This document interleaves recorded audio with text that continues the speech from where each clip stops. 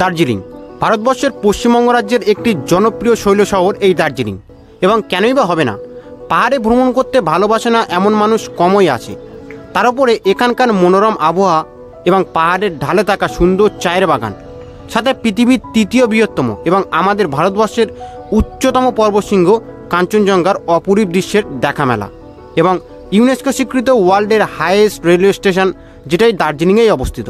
Hello guys, welcome back to my channel. আশা করি সবাই অনেক ভালো আছেন। এটা আমার দার্জিলিং ব্লগের প্রথম পার্ট এবং এই পার্টে আমি আপনাদের সঙ্গে শেয়ার করব কিভাবে আপনারা কম খরচায় এবং খুবই ভালোভাবে দার্জিলিং ঘুরবেন, কিভাবে দার্জিলিং আসবেন এবং কোথায় থাকবেন এবং কিভাবে করলে আপনাদের সুবিধা হবে। এখানে যেহেতু আমি প্রথমে এসেছি, তো আমি চেষ্টা করব যে প্রবলেমগুলো হচ্ছে সেগুলো আপনাদের সামনে তুলে ধরতে এবং পরবর্তীকালে যদি আপনারা ঘুরতে আসেন তাতে কোনো অসুবিধা না। আমরা এখন শিয়ালদা স্টেশনে চলে এসেছি এবং এখান থেকে নিউ জলপাইগুড়ি যাওয়ার জন্য ট্রেন ধরবো। আমাদের ট্রেনের টাইম আছে রাত 10টা 5-এ। এই শিয়ালদা স্টেশন থেকে এবং হাওড়া ও কলকাতা স্টেশন থেকে এনজিপি যাওয়ার জন্য যে ট্রেন আছে, সেই ট্রেনের টাইম আমি আমার এই ভিডিও ডেসক্রিপশনে দিয়ে দিলাম, সেখান থেকে আপনারা দেখে নিতে পারেন। তো হ্যালো গাইস, এইমাত্র আমাদের ট্রেন প্রবেশ করলো স্টেশনে।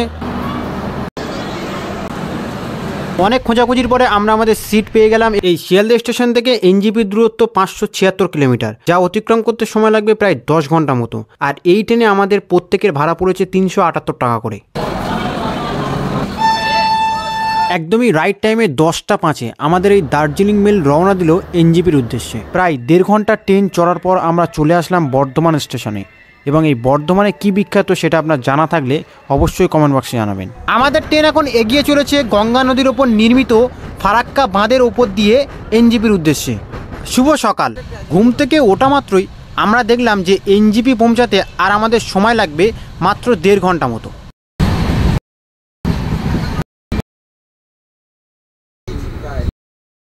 শোনো, পড়ে যাবি। তো হ্যালো গাইস, এইমাত্র আমাদের ট্রেন এনজিপি স্টেশনে প্রবেশ করলো। আমরা এখন এনজিপি স্টেশনের বাইরে যাব এবং সেখান থেকেই দার্জিলিংয়ে যাওয়ার জন্য গাড়ি বুকিং করব। শোনো, এখন আমরা কোথায়? আমরা নিউ জলপাইগুড়িতে চলে এসেছি, গাড়ি ধরব। এনজিপি স্টেশনের বাইরে এইরকম শত শত গাড়ি দেখতে পাবেন, তবে আপনারা সরাসরি বেশ কিছু গাড়ির ড্রাইভারের সঙ্গে কথা বলে তবেই গাড়ি ঠিক করবেন, কারণ ট্রেন থেকে নামার পর বেশ কিছু দালাল আপনাদের পিছু নেবে, কিন্তু তাদের ফাঁদে পড়বেন না। তবে আমরা কিন্তু ভুল করে একটি দালালের ফাঁদে পড়ে গিয়েছিলাম, ফলে পুরো ট্রিপটাই আমরা বেশ কিছু সমস্যার সম্মুখীন হয়েছি, সেটা একে একে আপনাদের সঙ্গে শেয়ার করব।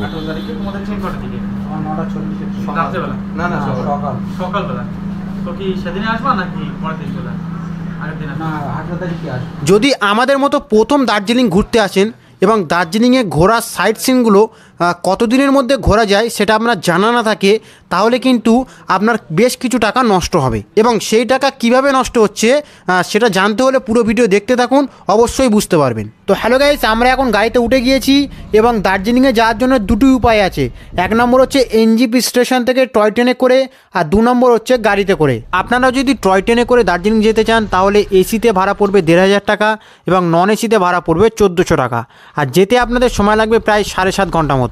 আপনারা যদি বাসে করে যেতে চান তাহলে আপনাদেরকে প্রথমে টোটোতে অথবা ট্যাক্সি ভাড়া করে তেনজিং নরগে বাস স্ট্যান্ডে যেতে হবে এবং সেখান থেকে দার্জিলিংয়ের জন্য বাসের টিকিট কাটতে হবে এবং বাসে ভাড়া পড়বে 105 টাকা করে এবং যেতে আপনাদের সময় লাগবে প্রায় 5 ঘন্টা মতো। আপনারা যদি আমাদের মতো গাড়িতে করে যেতে চান তাহলে দুটি রাস্তা আছে। 1 নম্বর হচ্ছে কার্শিয়াং হয়ে, 2 নম্বর হচ্ছে মিরিক হয়ে। আপনারা যদি কার্শিয়াং হয়ে দার্জিলিং যান তাহলে বড় গাড়িতে ভাড়া পড়বে 2500 থেকে 3000 টাকা, ছোটো গাড়িতে ভাড়া পড়বে 2000 থেকে 2800 টাকা এবং শেয়ার গাড়িতে ভাড়া পড়বে 300 টাকা থেকে 400 টাকার মধ্যে। এবং আপনারা যদি মিরিক হয়ে যান তাহলে বড় গাড়িতে ভাড়া পড়বে 3,500 থেকে 4,000 টাকা, ছোটো গাড়িতে ভাড়া পড়বে 2,500 থেকে 3,000 টাকা এবং এখানে কোনো শেয়ার গাড়িতে যাওয়ার ব্যবস্থা নেই। এবং যে ভাড়াগুলি আমি আপনাদের সঙ্গে শেয়ার করলাম সেটি সিজন অনুযায়ী ওঠানামা করে।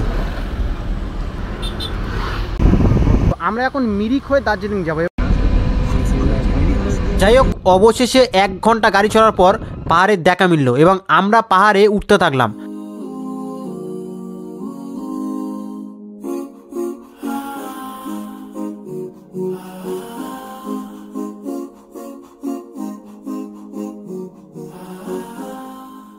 এখন আমরা মিরিকেট রোডে রয়েছি এবং মিরিকেট রোডে প্রথম যে ভিউ পয়েন্টটি পড়বে সেটি হচ্ছে ধুদিয়া নদী এবং এই নদীর ওপরেই ব্রিজটি। এবং আপনাদের হাতে যদি বেশ কিছুটা সময় থাকে তাহলে অবশ্যই এই ধুদিয়া নদীর কাছে কিছুক্ষণের জন্য হলেও দাঁড়াবেন, কারণ নদীর ধারে থাকা এই সুন্দর পাহাড়ের দৃশ্য আর এই নদীর স্রোত আপনাদের বেশ ভালো লাগবে।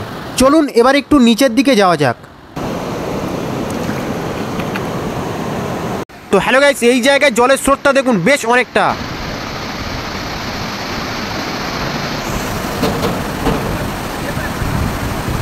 আমার ভাইরা সব এখানে ছবি তোলায় ব্যস্ত এখন।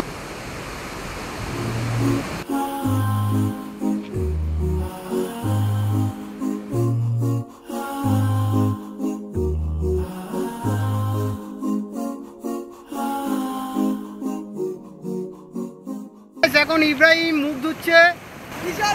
লাগছে কিরকম? আমরা আবার গাড়িতে উঠে পড়লাম এবং এবার আমরা যাব টিংলিং ভিউ পয়েন্ট, যা এখান থেকে 15 কিলোমিটার দূরে।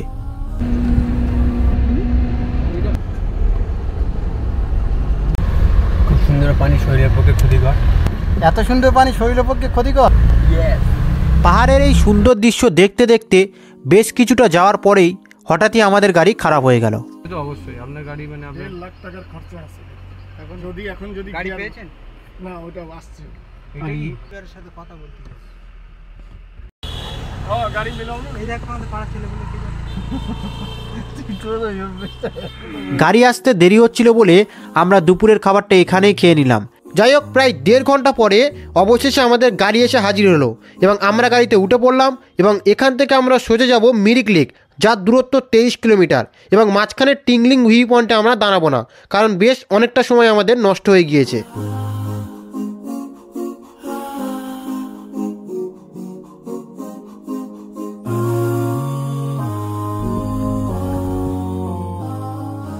এখন আমরা মিরিকে চলে এসেছি এবং আমরা এখন যাচ্ছি মিরিক লেকের কাছে। তো মেঘের একদমই কাছে চলে এসেছি আমরা এবং মিরিক লেকে ছোট গাড়ি পার্কিং এর জন্য 30 টাকা দিতে হবে আর বড় গাড়ি পার্কিং এর জন্য 50 টাকা দিতে হবে।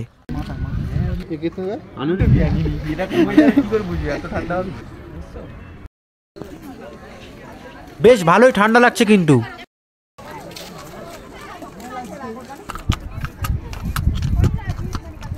হ্যালো গাইস, এখন আমরা দাঁড়িয়ে আছি মিরিক লেকের ওপর ছোট্ট ব্রিজে এবং মিরিক লেকটি কিন্তু বেশ বড় আর মিরিক লেকের পাশে দাঁড়িয়ে আছে সারিবদ্ধভাবে লম্বা লম্বা পাইন গাছ, যা দেখতে খুবই সুন্দর লাগছিল।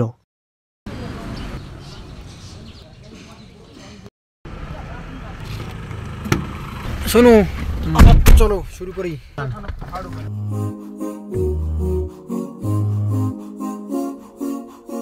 আমরা চলে আসলাম গোপালধারা টি গার্ডেন এবং মিরিক লেক থেকে এই গোপালধারা টি গার্ডেনের দূরত্ব 10 কিলোমিটার, যা আসতে আমাদের সময় লেগেছে 8 ঘন্টা মতো। পুরো মেঘ গোপালধারা টি গার্ডেনকে ঘিরে ধরেছে।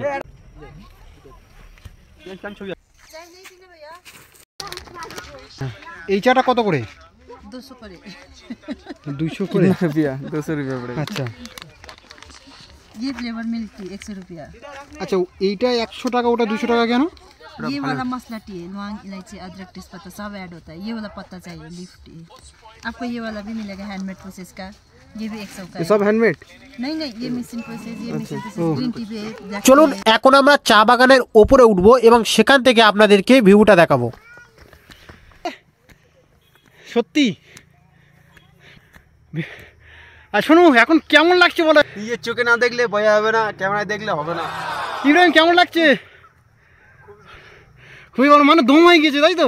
হ্যালো গাইস, এখন আমরা গোপালধারা টি গার্ডেনের একদমই উপরে আছি এবং এখান থেকে ভিউটা খুবই সুন্দর। নিচে থেকে কষ্ট করে এই গোপালধারা টি গার্ডেনের ওপরে এসে এই সুন্দর দৃশ্য দেখার অনুভূতি বলে বোঝানো অসম্ভব।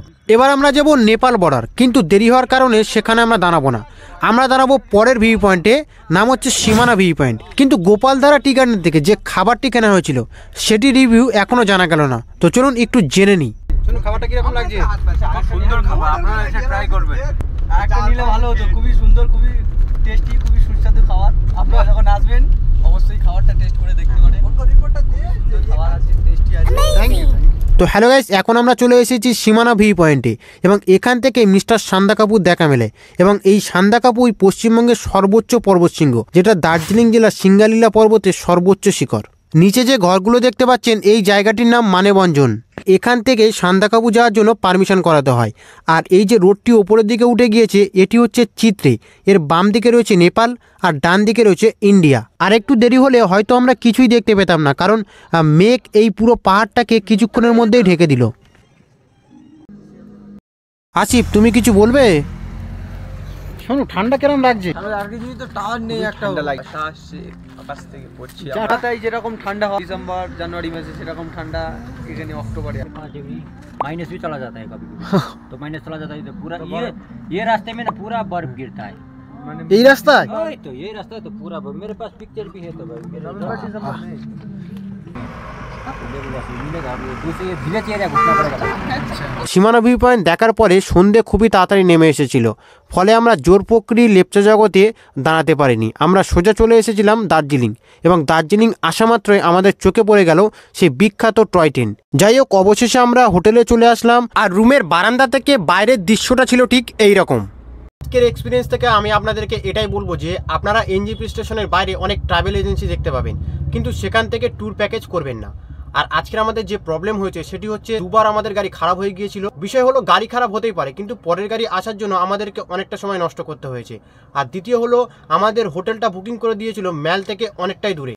এই ভিডিওটা এই পর্যন্ত শেষ করছি, এবং দ্বিতীয় এপিসোডে অর্থাৎ পরের দিনে এই ট্রাভেল এজেন্সি আমাদের সঙ্গে আর কি খারাপ ব্যবহার করেছে সেটি আপনাদের